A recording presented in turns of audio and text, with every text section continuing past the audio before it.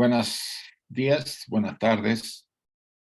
Estamos empezando nuestra última sesión del mes de marzo y ya ahorita les voy a mostrar el cartel de abril, pero bueno, en unos momentos por ese lado.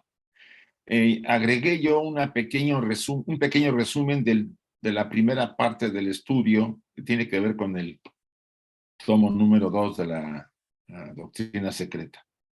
Ya la siguiente semana agregaré los resúmenes tanto del tomo 2 y del tomo 3. Hoy ya no me dio tiempo, un poco esta semana ha sido un poco rápida, o más bien la semana pasada.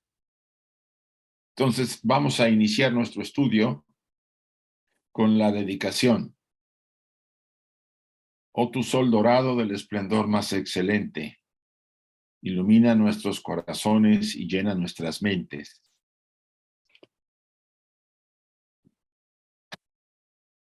Para que nosotros, reconociendo nuestra unidad con la divinidad que es el corazón del universo, podamos ver el camino a nuestros pies y llevar nuestros corazones y nuestras mentes a esos distantes objetivos de perfección, estimulados por tu propia luz radiante. Así sea. La meditación. Oh Pushan, oh sustentador de todo, abre los labios de la verdad ahora ocultos bajo áureo velo, para que los devotos de la verdad podamos ver.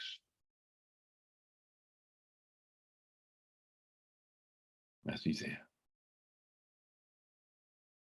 Bien, aquí está el nuevo cartel. Bueno, nuevo, más bien es el mismo con los cambios. Ya vienen los meses de abril, mayo y junio, las fechas. Tú ya lo tienes, lo va a distribuir. A Cáceres también ya lo tiene. Las claves son las mismas. Hemos estado repitiéndolas para no acostumbrarnos y no tener que estar buscando. Entonces tenemos nuestra primera sesión de abril, el lunes 3 de abril. Tenemos 4 sesiones. En mayo hay 5. Y junio volvemos a 4. El día de mañana está el estudio de las cartas de los Mahatmas que lleva Enrique. Yo creo que los horarios no van a cambiar porque, como dice Chuy, están ajustados al que tiene el Zoom emisor, y el Zoom emisor es de Enrique. Entonces es el mismo horario, 11:30 en México. Y el Zoom, las claves de Zoom está aquí, la pueden ver para los que quieran asistir el día de mañana. 11:30 de México, sería acá 7:30 de España, ¿no? Por el cambio que hay. Esta es la próxima conferencia del domingo. Tengo yo a mi cargo la presentación del tema de Buda, H.P. Blavatsky, Ramana Maharashi y Krishnamurti. 2 puntos, tenemos que salir de la prisión de la personalidad. Un tema que yo he venido meditando y reflexionando y encontrando para mí grandes referencias en estas escuelas, en estas enseñanzas. Pero bueno, eso sería el tema del próximo domingo, 2 de abril. O sea, aquí dice 10 horas de horario de México. Bueno, 10, 11, 12, 1, 2, 3, 4, 5 y 6. Sí, son 6 de la tarde, hora de España. Antes era a las 5 horas, a las 6, 1 hora más tarde. Las claves son las mismas, que nos hace el favor de hacer estos carteles Margarita de la rama de Puebla, creo que de la rama HPB, ella, muy amable para la federación. Ella está encargada de hacer los carteles.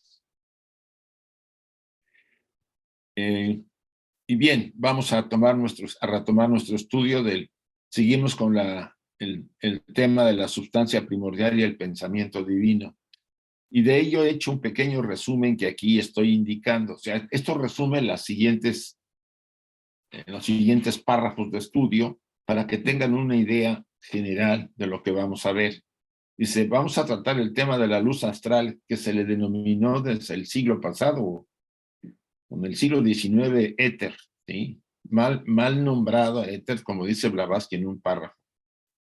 Dice, la luz astral está poblada por un sinnúmero de entidades. De esto ya hay mucha enseñanza en varias obras de Madame Blavatsky y de otros autores teosóficos y ocultistas, ¿sí? La luz astral es, en ella nos movemos nosotros, está toda no solamente la luz astral está compenetrándolo todo, sino que forma parte de los planos, de los 7 subplanos, como dice acá. Esta luz astral tiene 7 estados, mientras que el aéter, y aquí vamos a ver el tema de la éter o akasha, es el fuego universal. O sea, la luz astral tiene 7 estados. Recuerden que la luz astral es la parte más material de la akasha, y es la manifestación ya contaminada de la akasha en nuestros mundos materiales. Todas las naciones antiguas dedicaban al éter en su aspecto potencia. Es un aspecto potencia, poder, le llamaban el fuego divino. Y de alguna forma fue antropoformizado en un dios personal, ¿no? En unos momentos, en otros párrafos más o menos viene eso. Es donde están los prototipos en la luz astral, los prototipos espirituales de todas las cosas y elementos, donde se generan, evolucionan y vuelven a ella. Este es el resumen de lo que vamos a ver el día de hoy para el tema del capítulo 2. La luz astral o éter inferior está lleno de entidades conscientes, semiconscientes e inconscientes. Esto es necesario que nos demos cuenta y que cambiemos un poco más nuestra concepción, reconociendo que esta luz astral, no estamos protegidos por ese huevo áurico, vamos a llamarlo así. Y por eso estas entidades conscientes, semiconscientes e inconscientes pocas veces nos pueden afectar, salvo que hubiera un tema kármico. Si no hay eso, y a mí no me da por meterme en hacer ciertas, vamos a decirlo así, acciones de principios de ocultismo, o de trabajos, de lo que llamamos shiris inferiores, ciertos rituales que no estoy preparado, pero pues que me invitaron a una sesión. Entonces, puedo generarme un problema en la protección que tengo, y muchas de esas entidades me pueden obsesionar. Esto es lo que ha ocurrido a veces con ciertas personas que han hurgado en las drogas fuertes y se han metido a hacer ciertos rituales. Dice, solo que la iglesia, y aquí se refiere Blavatsky a la iglesia, tiene menos poder sobre ellos que sobre los microbios invisibles o que sobre los mosquitos. Aquí Blavatsky hace una especie de comentarios sobre estas entidades que según la iglesia las puede exorcizar, ¿no? O sea, las puede eliminar. Es posible que algunas cosas los pueda eliminar, pero hay cosas que no puede, ¿no? Hay entidades muy fuertes, muy poderosas sobre todo, y del lado oscuro, por supuesto, que habitan en las partes más densas de estos 7 niveles que tiene la luz astral. De eso ya lo hemos comentado cuando hablamos del tema de la muerte, ¿sí? Más allá en el libro ese que se editó en Vida después de la muerte, que editamos Enrique y yo, ahí se trabaja mucho la enseñanza ocultista sobre los seres que deambulan por los diferentes planos de la plano astral, ¿no? Desde las partes más densas y, pues, por supuesto, le llamaríamos las partes infernales del plano astral, hasta los niveles menos, vamos a decir, negativos, más bien ya cerca de los planos mentales, porque ven que se interceptan los planos astrales con los planos mentales. La diferencia establecida entre los 7 estados del éter, la luz astral, que es uno de los 7 principios cósmicos, Mientras que la éter, y aquí ustedes no olviden, a éter de los antiguos es el fuego universal. Puede verse en los mandamientos de Zoroastro y de Paracelso respectivamente. O sea, en la antigüedad se hizo esa distinción entre la éter o akasha y el éter o luz astral, ¿no? Le cambiaron el nombre, de acuerdo. ¿Puede confundir algo? Sí puede confundir, pero por eso Blavatsky aclara en estos pasajes. O sea, el éter, los antiguos lo consideraban el fuego universal, el akasha, y así le llaman en la tradición hindú. Puede verse en los mandamientos de Zoroastro, ahí aparece, y en un pasaje de Paracelso que vamos a ver ahorita. Dice Paracelso, el primero dijo, consultadlo tan solo cuando esté sin forma figura, o sea, como akasha, lo que significa sin llamas o ascuas. Cuando tenga forma, o sea, luz astral, no le hagáis caso, dice Paracelso. O sea, cuando no tenga forma la luz astral, no tenga forma esa akasha, y cuando tiene forma es luz astral. Pero cuando no tiene forma, obedecedle, pues entonces es fuego, ya, la sagrado, sagrado. Y todo lo que os revele será verdad. Eh, es complejo el tema de la akasha. De alguna manera está ligado a ese fuego sagrado.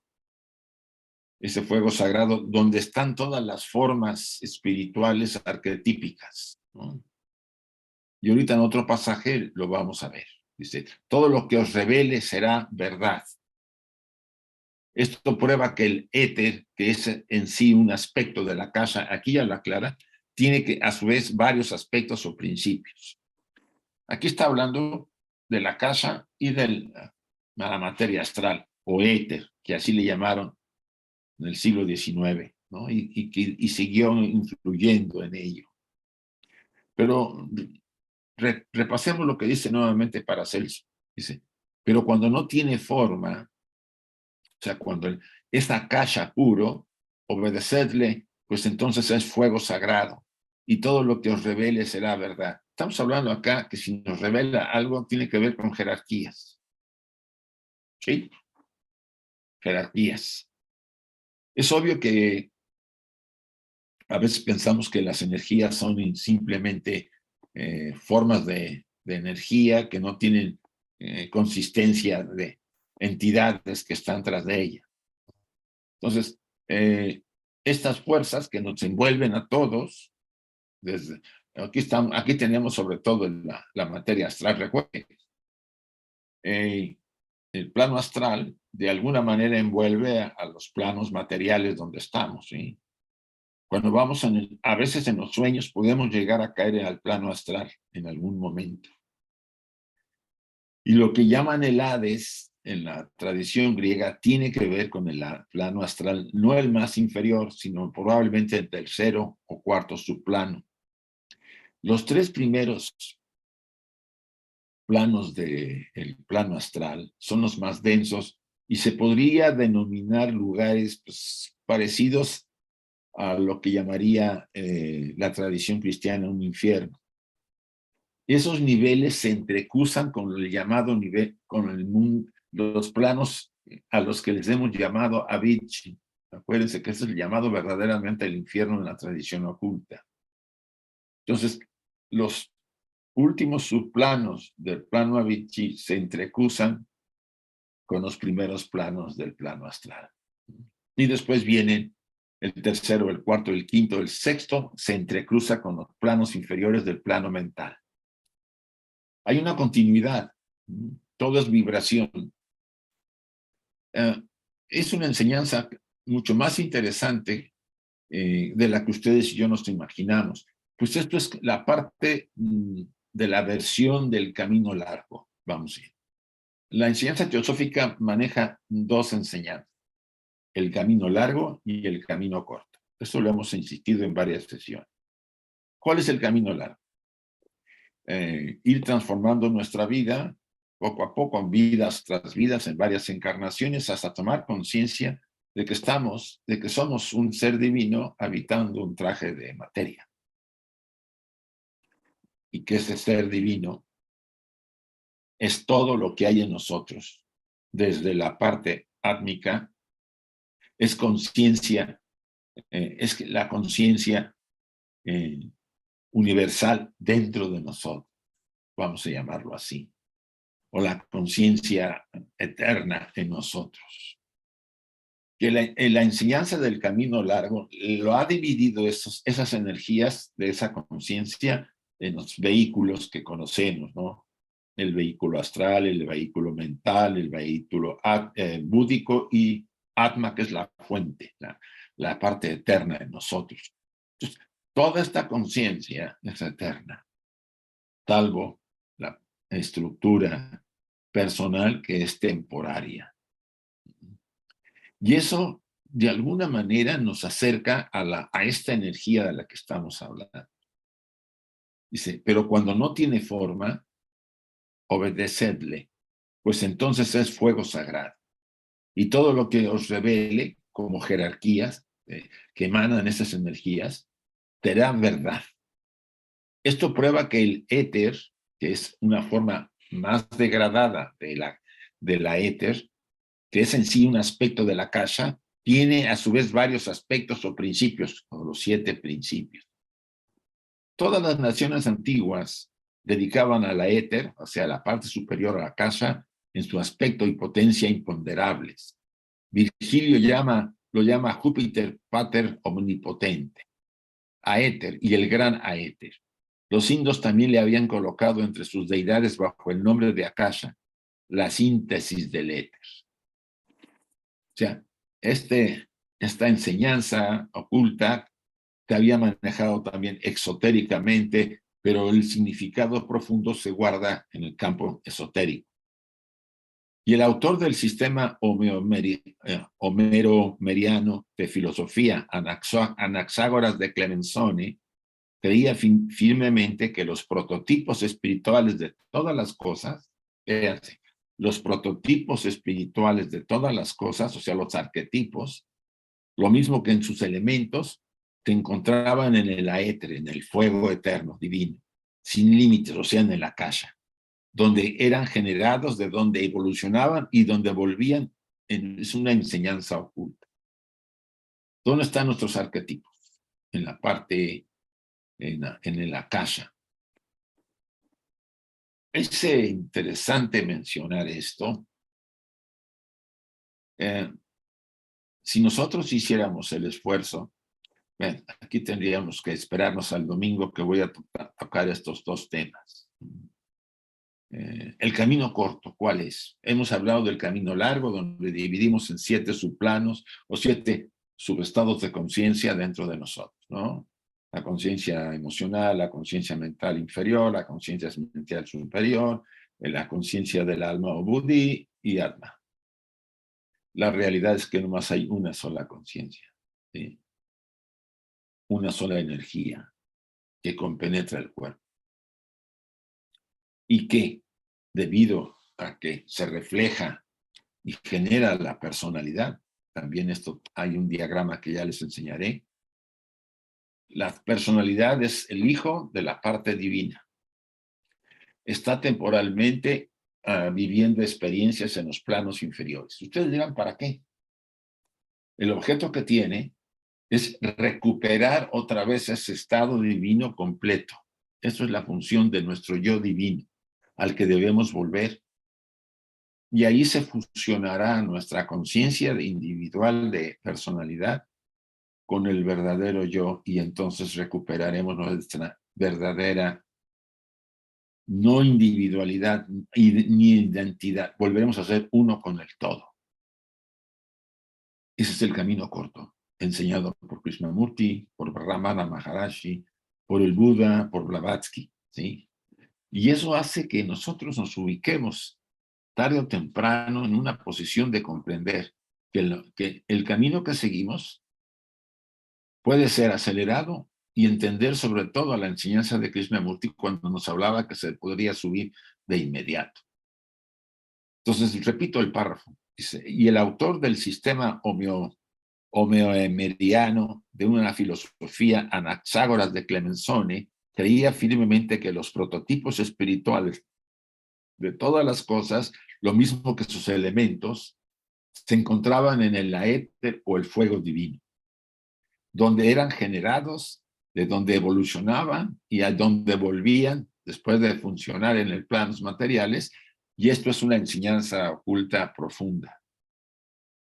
Es claro, pues claro que del éter en aspecto sintético más elevado, una vez antropoformizado, surgió la primera idea de una deidad personal creadora. Es aquí donde se ha antropoformizado el tema de la éter. Entre los filósofos indios, los elementos son tamasa, esto es, no iluminados por la inteligencia a la cual oscurece. Es posible que a nosotros, no a todos les sea fácil entender que no hay un Dios individual. Realmente lo que existe en este universo son jerarquías, emanaciones jerárquicas en diferentes niveles, desde los más espirituales hasta los más materiales, donde estamos nosotros. Y toda esa cascada de dioses, así les podemos llamar, de divinidades, desde los más espirituales y sutiles y sin vehículo a rupa, hasta los que tienen vehículo o rupa, hasta nosotros y más abajo de nosotros, porque los mundos siguen, todos vibran en esta gran sinfonía que es el universo y la vida una. Todos hemos emanado de la vida una. Y esa fuente de la vida una está en nosotros, la ideación cósmica, que busca un vehículo para poder formar a un ser humano. La ideación cósmica es lo que nos hace ser lo que somos. La ideación cósmica es todo, ¿sí? Se mueve en todo. Entonces, la personalidad es producto de la mente. También lo veremos con detalle en la siguiente sesión del domingo. Pero recuerden lo que decía Blavatsky en el librito de los sueños. La personalidad es una Mayavi Rupa, un cuerpo de ilusión. Nosotros nos damos valores y principios y poderes y aspectos de ignorancia muy fuertes, pero en realidad, ¿qué son? Un haz de energía emanado por la mente superior. Se le llama Kriya Shakti, el método que utiliza esa mente para generar a esta estructura o Mayavi Rupa. ¿Qué función tiene? Que la parte espiritual que se refleja en nosotros pueda experimentar en el mundo material e ir dando pasos para la autoconciencia y recordar quiénes somos y hacer el trabajo para volver a unirnos a nuestra fuente que está en nosotros o que está en todo, aprisionada en el traje de carne. Uso términos para poder explicarlo, pues no es fácil de explicar. Tenemos que agotar el asunto del significado místico del caos primordial, que podríamos poner como Mula Prakriti, ¿no? El padre y la madre, y del principio raíz, que sería lo más entendible, el logos inmanifestado, y mostrar cómo se hallaban relacionados en las filosofías antiguas con el Akasha, traducido erróneamente por éter, y aquí aclara Blavatsky que Akasha, que la palabra éter está equivocada al ponérselo a la Akasha, ¿sí? Y también con Maya. O sea, si ustedes analizan, la ilusión de la cual Isvar es el aspecto masculino. Aquí hay toda una enseñanza muy profunda. O sea, vamos a ver si tengo por ahí el diagrama famoso. Miren acá, está aquí la radiación alrededor. El absoluto, todo esto azul que ven es el absoluto. De repente el absoluto irradia sobre sí mismo y se genera el plano de manifestación. Y aparece en la doctrina un término que se le denomina Oeahu, las tinieblas, lo no número, Shvababat, Mula Prakriti potencial, el padre madre. Esto es un punto muy importante. Cuando el absoluto irradia sobre sí mismo, se genera un plano donde va a surgir el universo, pero el primer plano es potencial con estas fuerzas. Se podría llamar el caos a esta parte. De esta parte se genera un centro, el logos sin manifestar, la voz de la palabra, Shvababat, el madre, padre, generan el aspecto uno, o sea, el logos sin manifestado, primero potencialmente y después activamente. Shvababat es la esencia mística, la raíz plástica de la naturaleza. Los números cuando manifestado el número en su unidad de sustancia en los planos más elevados. Este es un diagrama que estoy utilizando y aquí lo vamos a ver con más claridad. Vamos a ver. Esto lo conocen más, por eso quiero afirmar. Alrededor tenemos a la seidad. Aquí está el término, todo lo que es alrededor. Imagínense ustedes el espacio sin nada. ¿Mm? O más bien, tras de ese espacio. Y algo de la seidad irradia sobre el espacio, o irradia sobre sí misma, más bien, y surge el espacio que ustedes y yo tenemos aquí, el plano de manifestación. No hay nada material. Recuerden, es un espacio sin nada. No hay materia todavía. El vacío, si ustedes quieren usar el término, que no puede ser el vacío, es un pleno y un vacío, es a la vez las dos cosas. Acuérdense, el yin y el yang. Esto le hemos llamado Mula Prakriti. Aquí está potencialmente el padre y la madre, la polaridad en potencia, no manifestada. Es muy importante. De repente viene la siguiente etapa del proceso de manifestación de esta seidad a través de una diferenciación dentro de ese espacio que estaba vacío, surge un centro de energía. Primero es potencial y después se vuelve activo. Y cuando se vuelve activo el logos, ese es el primer logos inmanifestado, genera al segundo logos, el espíritu, y a la materia. ¿No? El segundo logos, o sea, el primer logos se divide en dos, o emana de sí dos aspectos, dos grupos de jerarquías, la luz y la oscuridad. Las dos jerarquías vienen de quién? De la vida una. Eso que nos quede claro. Si no hay estos dos grupos de jerarquías o dualidad, no habría vida. Las polaridades generan su relación, el tercer logos, que es la mente, Mahat. Este punto es muy importante. Pero acá todo es arrupa, no hay formas.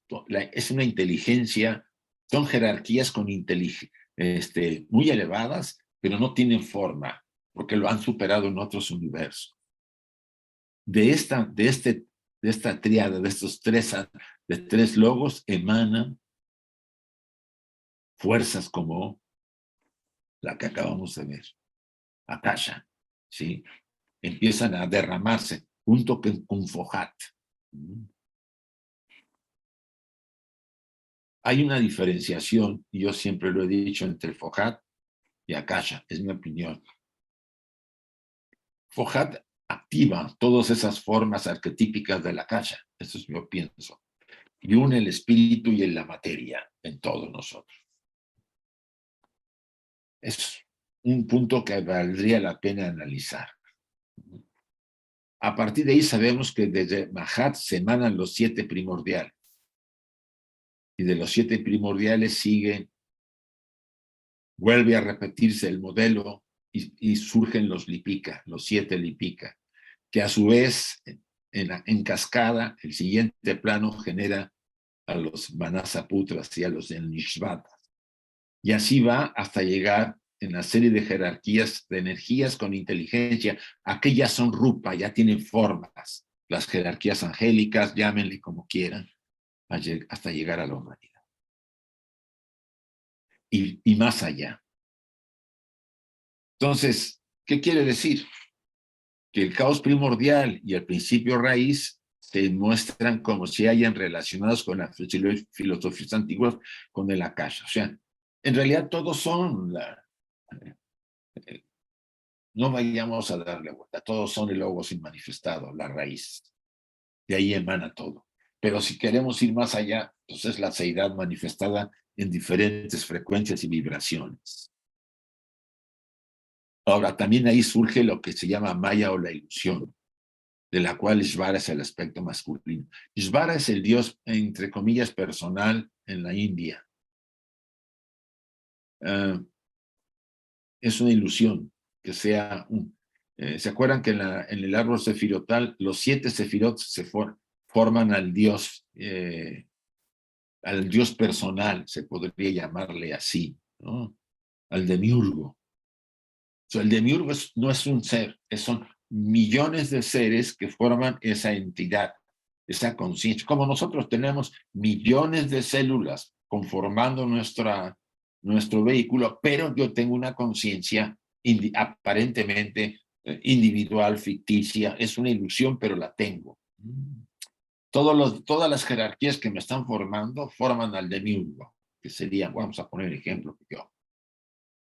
Pero en realidad yo soy parte de miles de millones de seres que están habitando a esto que le hemos llamado demiurgo. Es el mismo caso de Ishvara. Más adelante hablaremos del principio inteligente, o más bien de las propiedades inmateriales e invisibles en los elementos materiales y visibles que brotan del caos primordial. Ya hemos mencionado, ¿no? De la raíz del caos primordial o la prakriti surge la raíz, la primera raíz o logos inmanifestado, y después surge todo este universo. Bien, hasta aquí vamos a dejar, antes de entrar al estudio de la antropogénesis, si les parece, pueden abrir micrófonos para tocar ahí al tema que considere de lo que hemos visto. Yo, por favor, Isaac. Sí, Salomón. Oye, antes que nada, gracias, Isaac, por tu ayuda. Oye, si se considera que Mula Prakriti es equivalente a caos, bueno, hay un caos ahí. Entonces, ¿por qué se puede decir que hay caos? ¿A qué se debe que se puede decir que es caos? Y cuando ya se manifiesta físicamente, ¿se puede decir que hay orden? Sí, te voy a decir, la palabra caos la vamos a ver, bueno, vamos a ver más claro el tema, porque el siguiente capítulo del segundo tomo es Caos, Deus y Dem, o sea, caos, creo que está por acá, mira el título, te lo enseño. Aquí está, Caos, Teos y Cosmos, o sea, caos, dioses y el universo. Ese capítulo lo vamos a ver a continuación que terminemos de la sustancia primordial y el pensamiento divino.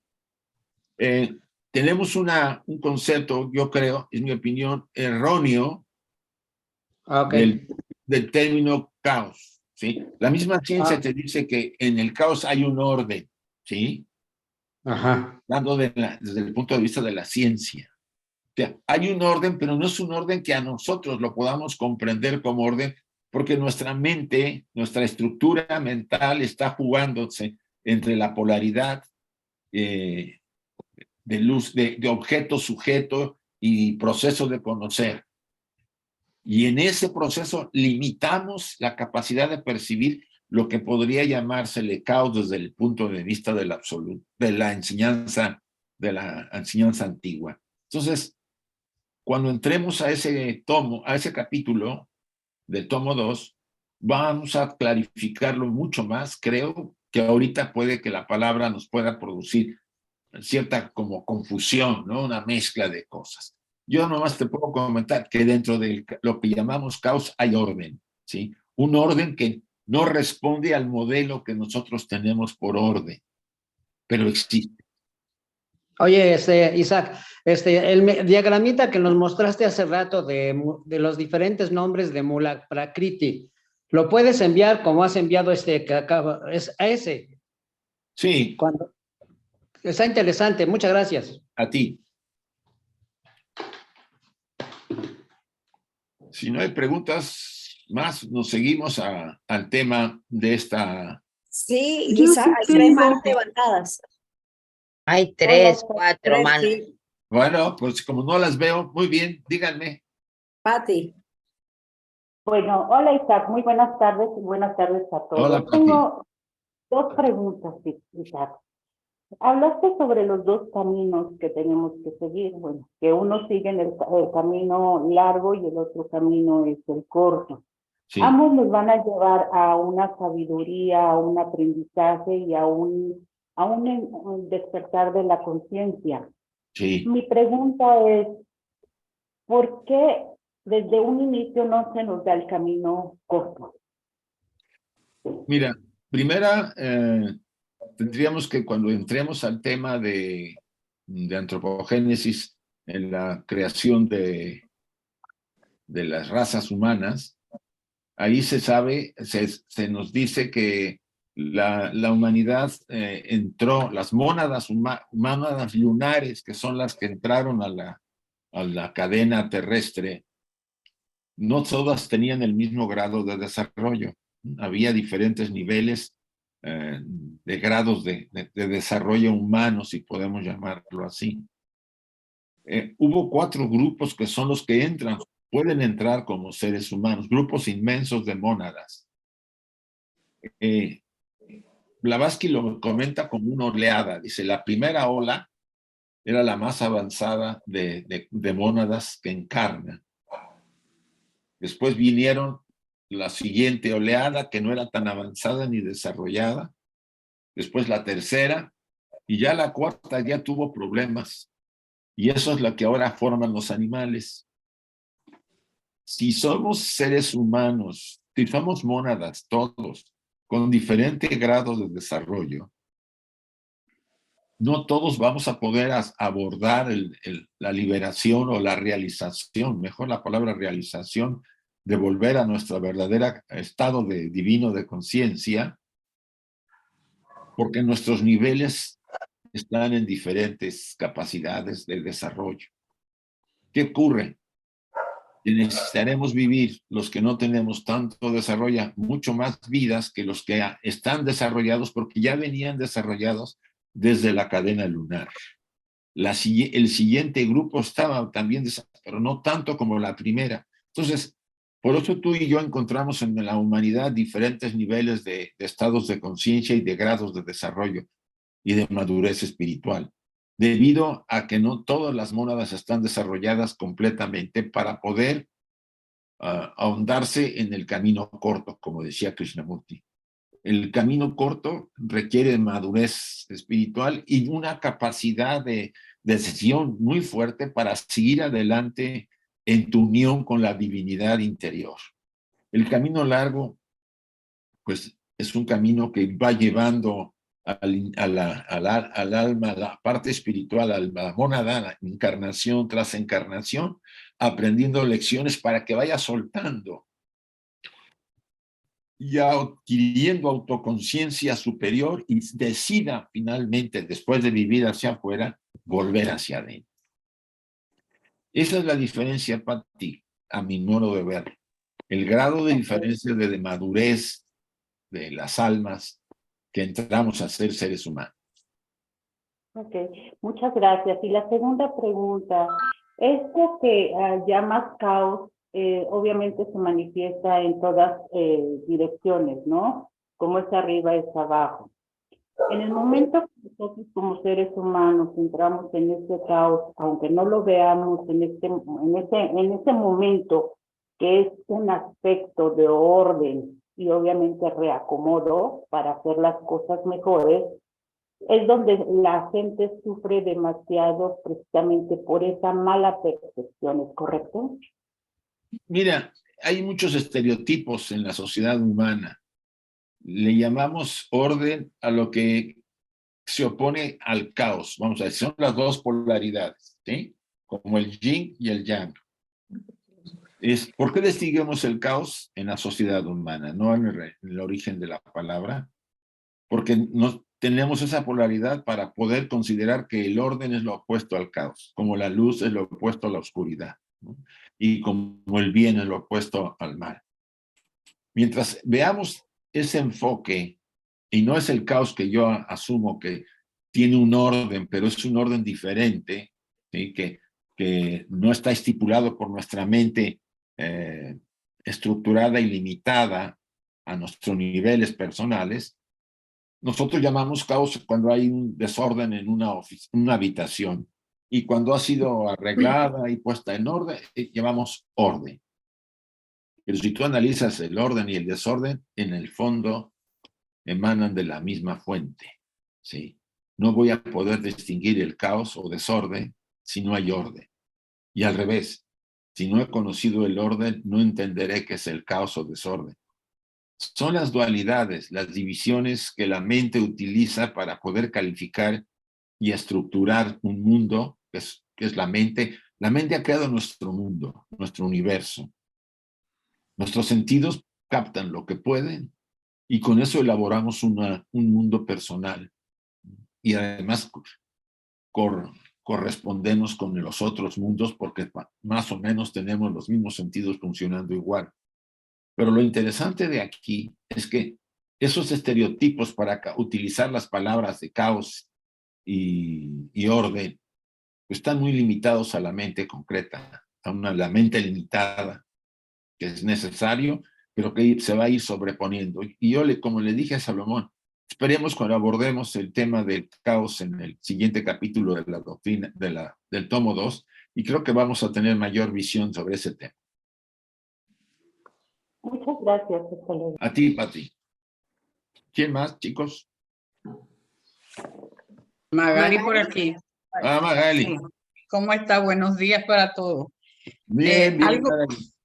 Algo interesante que yo siempre me hago la pregunta, que la akasha es la ideación de todas las formas. Ahí están, es como el recipiente. Sí, las formas aquí. Exacto. Entonces, yo siempre he visto que tiene que haber una aleación, una unión con Fojat, fue que tú dijiste, ¿no, verdad? Sí. Exacto, porque Fojat, cuando se habla en una de las estancias, mandaron padre, madre, y creo que es esa la estancia, y dice, y se mandó a Fojat para que endurecieran los átomos. Me corrige si no, porque no lo tengo frente de mí. Entonces pienso que hay una alianza entre el akasha y Fojat. Bueno, Como tú estabas diciendo, es digno de que estudiemos un día ese proceso para ver si lo grabamos ahí en nuestra mente, a ver las diferencias que tiene de los procesos entre uno y otro. sí, Porque mira, pienso que tienen que tener una super alianza. sí, en realidad los dos aspectos son hijos de la fuente, de la vida una, del logos y manifestado, que de ahí surgieron. O sea, el logos inmanifestado de la unidad se empezó a expandir o a emanar los demás logos, el segundo y el tercero, y además todas esas fuerzas que emanaron de él para formar el universo, ¿no? En realidad yo sigo pensando que la akasha son jerarquías, son energías generadas por jerarquías. Así como Fojat, ¿te acuerdas de que hay pasajes que dice que Fojat es una energía inteligente? Sin arrupa, sin traje, ¿no? Es una inteligencia. Sin traje, exacto, forma energética como la akasha. Sí. Todas estas energías se fueron ocupando todo el plano de manifestación, y es cierto lo que tú dices, el akasha, como dice en el pasaje, contiene todos los modelos espirituales de las formas y de las materias, de los elementos, ¿sí?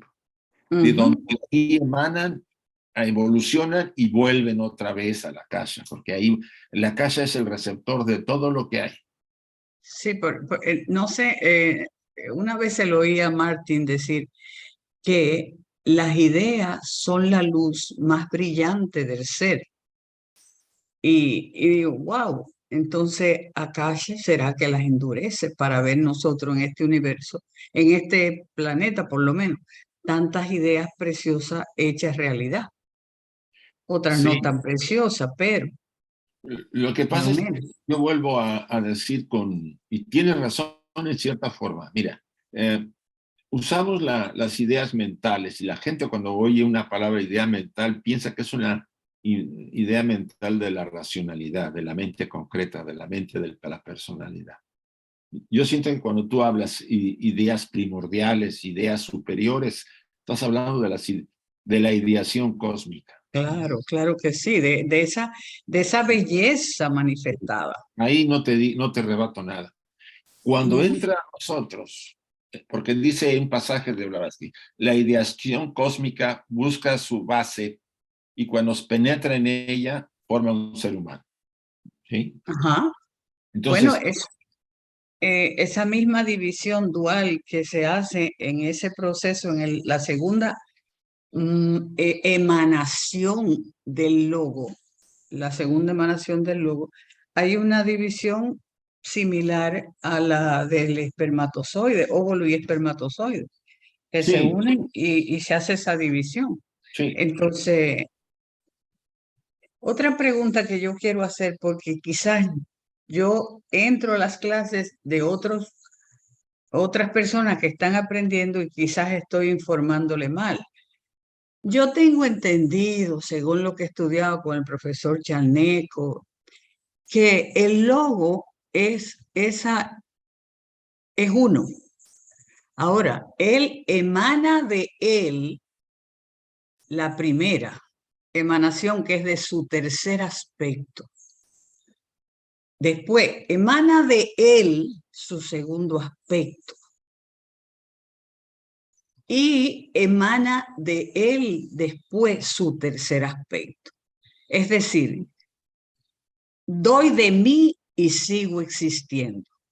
uh-huh, Doy de mí y sigo existiendo. Pero a veces, y te escuché a ti decirlo y le escucho a cantidad de personas, que el primer logo, que el segundo logo, que el tercer logo.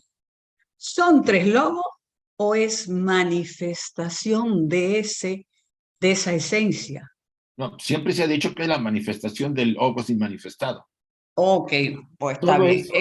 es, Son las emanaciones de eso, de y ni aquello. siquiera el Logos manifestado es de él. Esto viene de Mula Prakriti y para Brahman. El velo que oculta al absoluto. De ahí viene todo. Exacto, porque digo, hablan de el tercer logo emanó y el segundo emanó y el Sí, primero emanó. Digo, estaré yo diciendo mal porque lo aprendí de esta forma. La sí, sí. esencia primera emana y da tal cosa.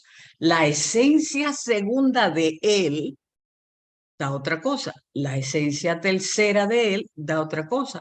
Y es decir, doy de mí y sigo existiendo, porque yo le di un cuerpo a mis hijas, que se lo dimos Polanco y yo, pero no se nos quitó un pedazo.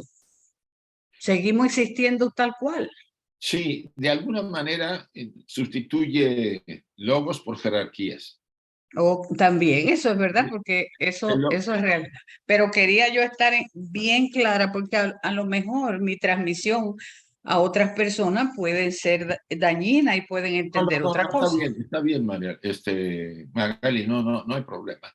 Simplemente es la forma en que la presentamos. Yo sigo mucho la pauta que Blavatsky pone, porque como está este dibujo que estás viendo, yo lo saqué de un pasaje que ella estuvo presentando. Entonces, cuando vamos a repasar otra vez antropogénesis, pues vamos a tocar otra vez todo esto, porque ahí se ve con mucho detalle las emanaciones del logos manifestado. Primero, Ajá, los dos universos, ¿sí? El sí. universo primero, que era el noumenal, la línea que separa el primero del segundo, que es el fenomenal, ¿sí? En el que estamos. Ajá, sí. Y ahí es donde nos damos cuenta que Mula Prakriti ya está embebida de lo espiritual, en el segundo universo, que es el fenomenal, ¿no? Sí, porque sí, voy bien hasta ahí, pero esa palabrita quería ver, no es que tú estés mal, no, es que yo quiero saber cuál es la verdad. Bueno, ojalá pudiéramos saber si No, no, Pero no, bien. no, de cómo expresarla, esa verdad, ¿no? Sí, te entiendo, te entiendo. Muy bien. Sí. Y para decirte, son 38 billones que tiene un cuerpo de distintas partecitas. Sí, 38 billones de partecitas de compuestas. células, si quieres ponerlo así. Exactamente. Mira, y si esas células tienen los átomos de vida, pues calcúlale aumentarle cientos de más millones de átomos de vida que nos conforman. Y ese es el ejemplo que me parece adecuado para entender por qué queremos a veces pensar en un ser individual como un Dios, ¿no? Omnisciente, cuando en realidad todo en este universo está formado por partes, sobre todo la parte material. Ok. Yo soy una cantidad de jerarquías que todas unidas me ayudan a que yo esté actuando. Vivo. Sí, me pueden Sí, decir que soy un Dios, pues sí, pero en realidad no soy yo, son todas ellas que me han formado. exactamente. Sí. Bueno, yo no te entretengo más, gracias. Por lo menos ya aclaré algo en mi cabecita. Bueno, Gracias. Bye a bye. ti. ¿Alguien más, chicos? Mari. A ver, Mari. Ay, Gracias, Isaac. Bueno, yo lo que quería es un poco como comentar sí. para ti, para el grupo. Yo lo que estoy entendiendo de lo que has explicado y de la lectura del texto es que el éter, en realidad, para empezar, es que, fíjate, somos dado mucho a las divisiones y creo que eso es lo que nos genera problema, porque entendería que el éter habla de que tiene una parte inteligente y otra parte que no lo es, y que al ejemplificar, por ejemplo, la parte que no es inteligente nos habla, por ejemplo, de los elementales, y al ejemplificar la parte que habla ya con inteligencia, ya está hablando a lo mejor de Akasha, ¿no? Entonces, en ese sentido, creo que entendería que el éter es ahora sí que de alguna manera está en todo y en todos los aspectos de alguna manera involucrado, ¿no? En todos los aspectos de la manifestación. Yo nomás quiero hacer una aclaración. Todo, el éter o Akasha, todo es inteligente. Ajá, todo, porque aquí habla Son una jerarquías. parte. La energía Aquí dice, de la Akasha está emanada por jerarquías. pero aquí dice, hay una parte en la que dice, bueno, voy a dar lectura a esa parte. Dice, ay no, ya se me perdió, pero hay una parte donde dice que el éter hay una parte que no es inteligente.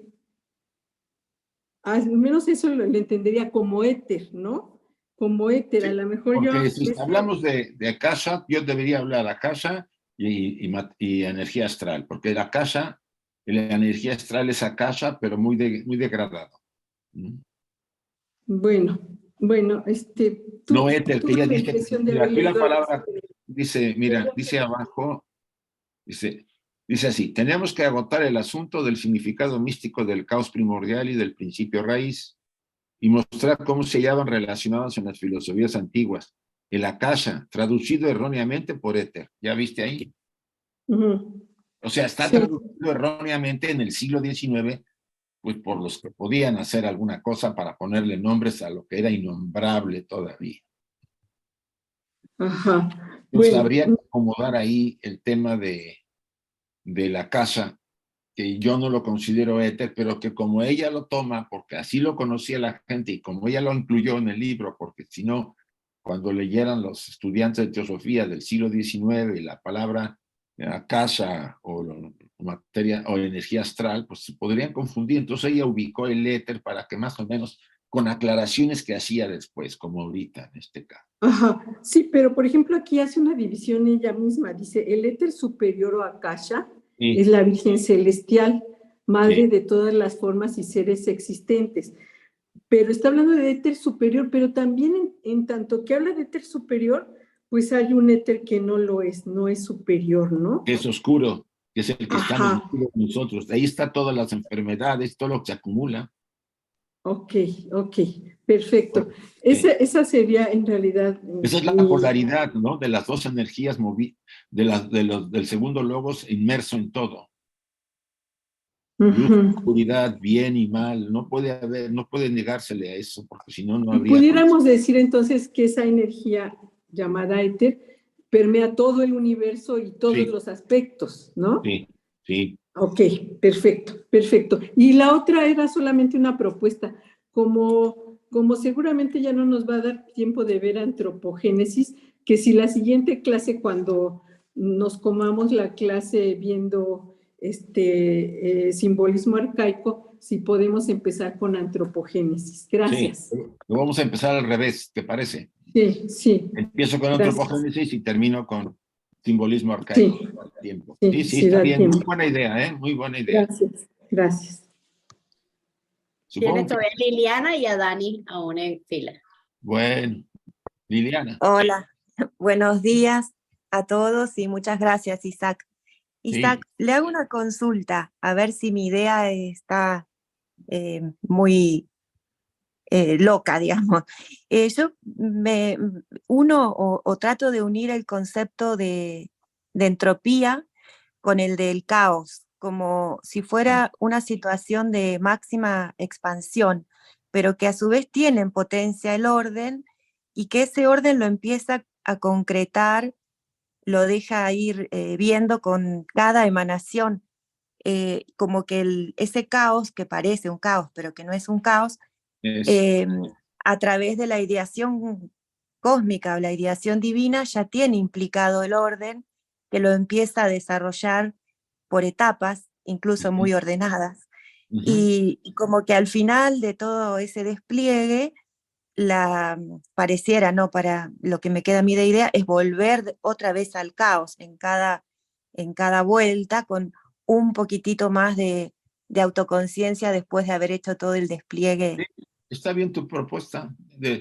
Cuando venga la disolución, pues todo volverá a la fuente, será absorbido otra vez por la casa volverá al logos y manifestado. Pero el universo habrá adquirido una serie de experiencias, un desarrollo, todas las mónadas, ¿sí? Que cuando vuelva después del descanso de una noche de Brahma y surja otro siguiente universo, pues esas mónadas tendrán mayores capacidades, algunas que avanzaron, otras van lento, bueno, y volverá otra vez la evolución a formarse los mundos, las galaxias y los sistemas, y volverá, pero siempre en un nivel superior por lo que ha pasado, vamos a llamarlo. Exacto, como que el caos en realidad es porque es la máxima potencia de toda esa energía entrópica, pero no es un desorden, claro. No, yo no lo considero desorden, al contrario, gracias a ti. Gracias. ¿Falta alguien? Sí, Isaac. Dani. Y ante todo, Isaac, quiero darte las gracias sobre la explicación del Seida, primer logo en la manifestación en sí mismo, reflejando el segundo logo, que se convierte en mente y espíritu, y así dando paso al tercer logo. Claramente entendido, muy agradecido. Pero quisiera hacerte esta pregunta, y es sobre el camino largo. Una vez yo estudié un libro de Anna Besant, y no me acuerdo bien el título del libro, pero era más o menos que cómo llegar a ser un adepto. Y ella habla de 4 diferentes aspectos de cómo serlo, y uno es el karma. ¿Sería el karma el camino largo que estamos hablando? Mire, te voy a decir una cosa. Para el camino largo, tiene que suscribirse o considerarse varias condiciones. Primero, un alma madura, suficientemente fuerte para el desapego, la indiferencia a todo, el no esperar nada de sus acciones. O sea, un momento del ser humano, después de unas cientos de encarnaciones, en que llega a un nivel de madurez muy fuerte. a partir de ahí, como ha probado todo, lo ha experimentado y lo ha superado hasta cierto punto, lo que queda pudiera ser Yo poco iba a entrar a karma, una conferencia y un de ahí, poco, para entrar a la conferencia me fijo en el... perdón, queda un poco de karma que ya no es tan fuerte como para que le impida al sujeto dirigirse al camino corto. ¿Qué es lo que hace que nosotros deambulemos por el camino largo? Pues las tendencias que traemos del karma de las vidas anteriores, esas pesan mucho. La madurez que tenemos también. Pero si esas van disminuyendo y vamos adquiriendo madurez y trabajando hacia adentro, las posibilidades se van acercando a tener la opción en una vida de tener el camino corto más a la mano. Más, o sea, por un lado podríamos decir que todos tenemos la opción del camino corto, pero el tema es que no queremos, hay bloqueos, hay distracciones, hay fuerzas que se oponen a que yo haga la unión de mi personalidad con la parte interior. O sea, ¿qué es lo que se busca? Que la personalidad temporal limitada se una al ser divino que está en nuestro corazón, el yo eterno. Esa unión requiere de que yo deje de ser personalidad y me una a la fuente. Y eso a la mayoría le da miedo y no lo concibe. Concibe muchas formas de desarrollo espiritual, pero menos la fusión con el yo eterno. Es la gran diferencia. Y si tú analizas las palabras de Bhagavan, Ramana Maharashi y de otros, y Krishnamurti, que te lo habla, Krishnamurti lo habla entre líneas, ¿sí? Como Blavatsky en La voz del silencio. Hay que disolver al ego personal para restaurar nuestra verdadera naturaleza divina, que somos el yo, la ideación cósmica en nosotros, el yo universal. De ahí que para llegar a eso y a estar en condiciones de ir firme, asumiendo todas las experiencias que los retos para conquistar esa posibilidad, si puedes llamar conquistar, yo diría, para permitir que eso se dé, requiere esfuerzo, voluntad, purificación, control de la mente, meditar profundamente. O sea, pero eso se puede ir dando vida tras vida hasta llegar a la madurez para poder hacer. Yo siento que todos podemos hacer. O sea, todos podemos volver a nuestro hogar, pero la gran diferencia está en que el bagaje de uno puede ser demasiado pesado todavía y requiere vivir más en el mundo para vivir ciertas experiencias que no ha vivido y que suelte, empieza a soltar los deseos, las apetencias, la identificación con sentirnos una entidad separada, todo eso no es tan simple. Por eso decía el Buda, es más fácil vencer en 100 batallas que conquistarse a sí mismo, ¿no? Y el Buda habla del mismo tema. Él dice, hay un camino largo y un camino corto. El camino largo es para la gran multitud, el camino corto es para los que están de alguna manera maduros y preparados. Y aún a los maduros y preparados hay que hacer grados de desarrollo porque no todos lo pueden hacer en una vida. Y siento que nos lleva varias vidas a hacer ese proceso. Es lo que te puedo decir. Gracias, Dani. gracias. No he entendido. Gracias. Ahora sí volvemos. Sergio ahora, Isaac. A ver. Pregunta breve. En este comentario que le acaba de hacer a Dani, por eso también de esta polaridad que estamos hablando, también a nivel de la personalidad, es por eso que la personalidad necesita las experiencias malas y buenas. Sí, sí, por eso. Si no hay experiencias negativas. En ese sentido, entonces la misma personalidad puede carecer de experiencias, ¿cómo se pueden decir? No fuertes, sino burdas, oscuras, vamos a decirlo. Sí, mira, no estamos haciendo ninguna exaltación de lo oscuro, de lo malo, no. Pero si no, Blavatsky lo dice, si no hay sufrimiento, quien no conoce el sufrimiento, lo dice también el doctor Jung, quien no se ha sumergido en sus apetencias más profundas, no puede alcanzar el paraíso. Algo así dice, ¿no? Y sí, no, antes dice, quien no baja a su infierno nunca subirá al cielo. Sí, entonces, no pude usar bien la palabra, si no encontré la palabra. Bueno, y yo lo que quiero decirte es que es necesaria la polaridad, sí es necesaria.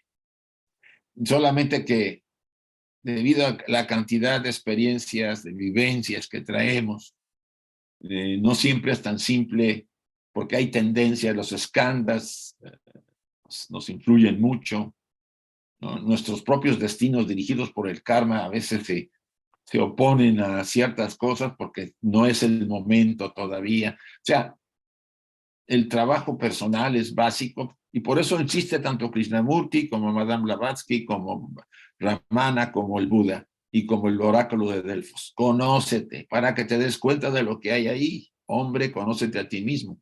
Y si te conoces a ti mismo, sabes el grado de posibilidades, si podemos llamarlo así, si te atreves, ¿no? Y sabes que la única opción que queda es la unión con la eternidad en nosotros, que a la mayoría le da miedo, dejar de ser, porque se fusiona la mente desaparece y te conviertes en la ideación cósmica, así de fácil. Y eso no cualquiera lo puede asumir.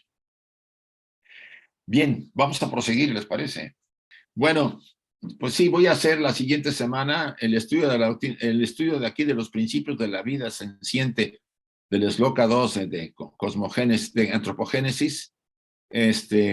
Lo voy a poner al principio y después pondremos lo del segundo tomo.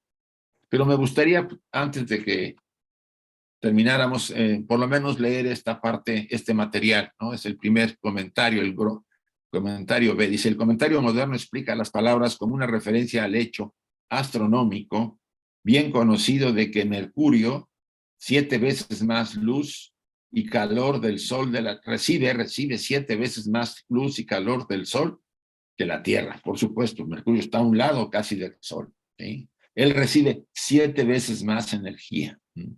Y hasta la misma Venus, dice, hasta la hermosa Venus, la cual solo recibe el doble que nuestro planeta.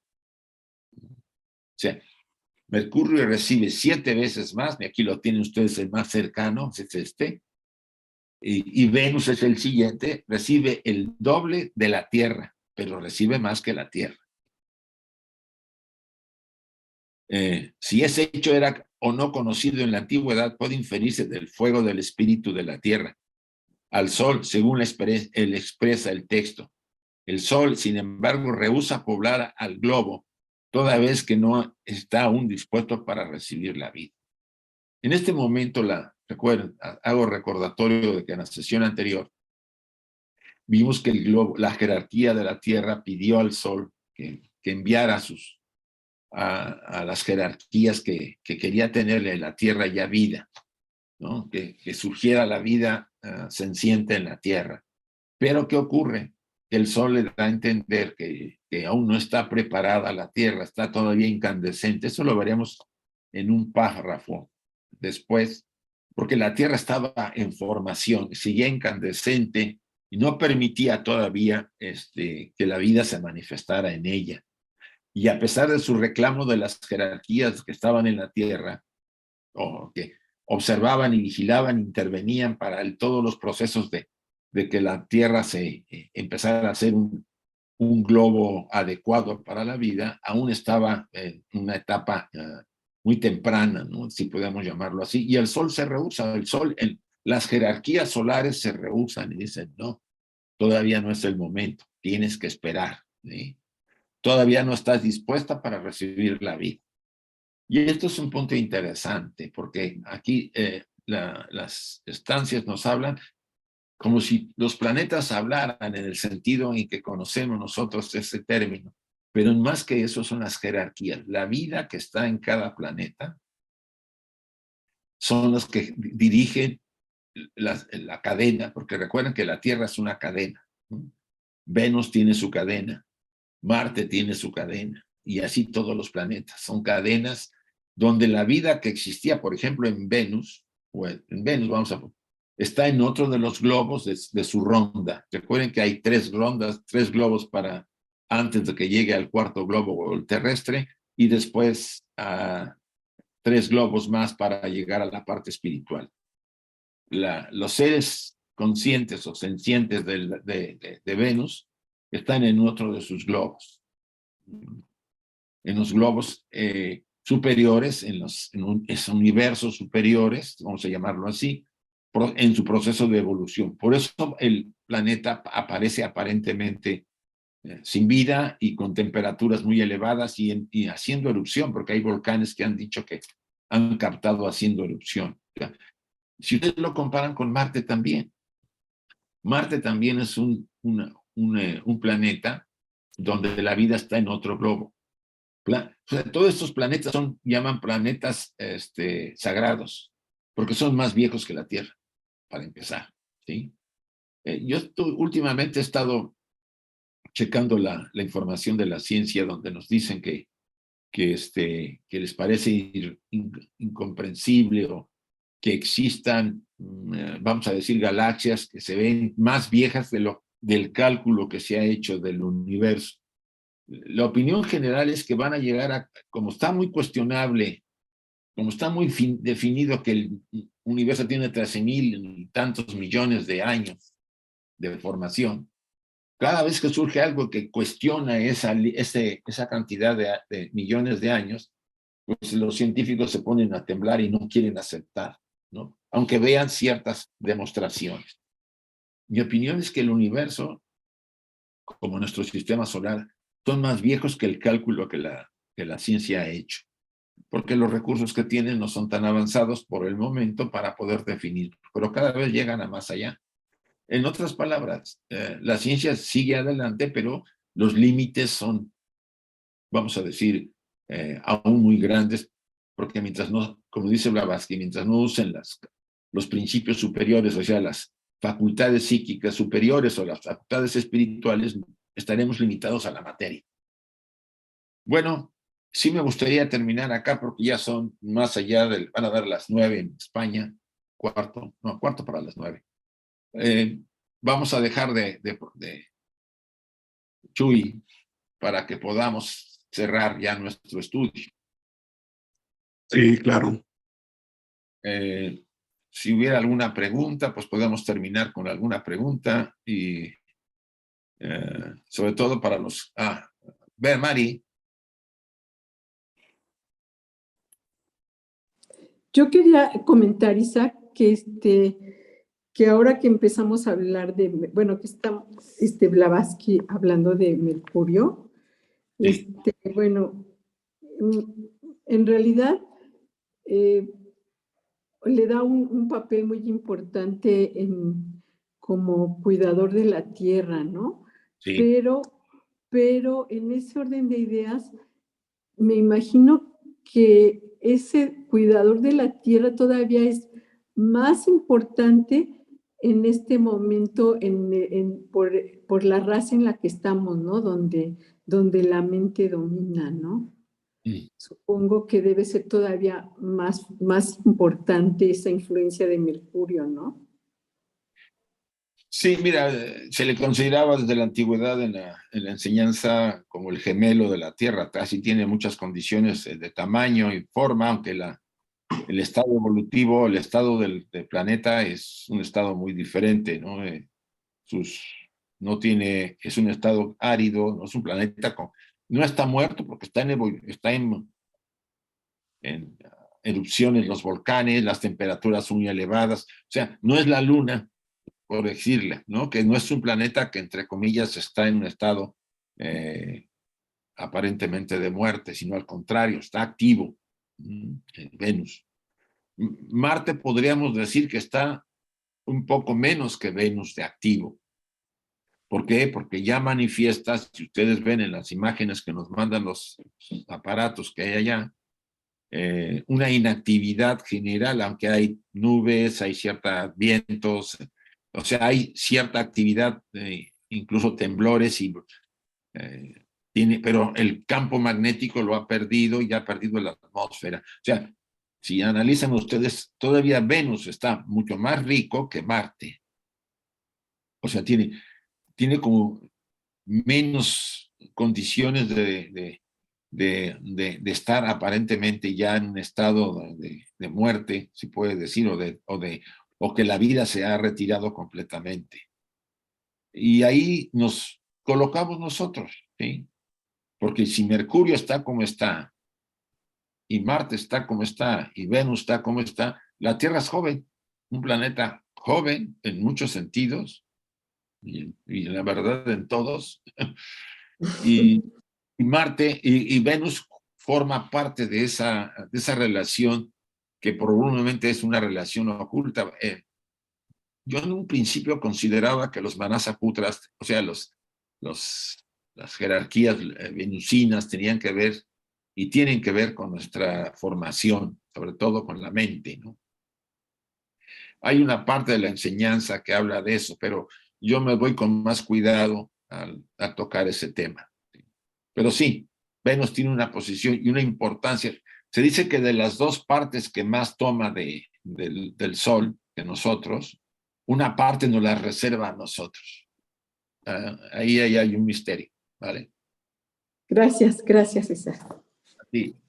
Bueno, ahora sí terminamos, ¿les parece, muchachos, por la hora? Sobre todo aquí en España, un poco tarde. Vamos a hacer nuestra invocación, ¿les parece? Para cerrar nuestro trabajo.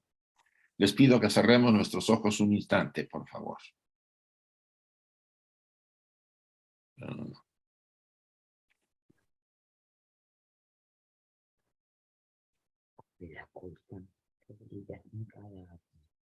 A ver, permítame, es que de repente Oh vida oculta que vibras en cada átomo.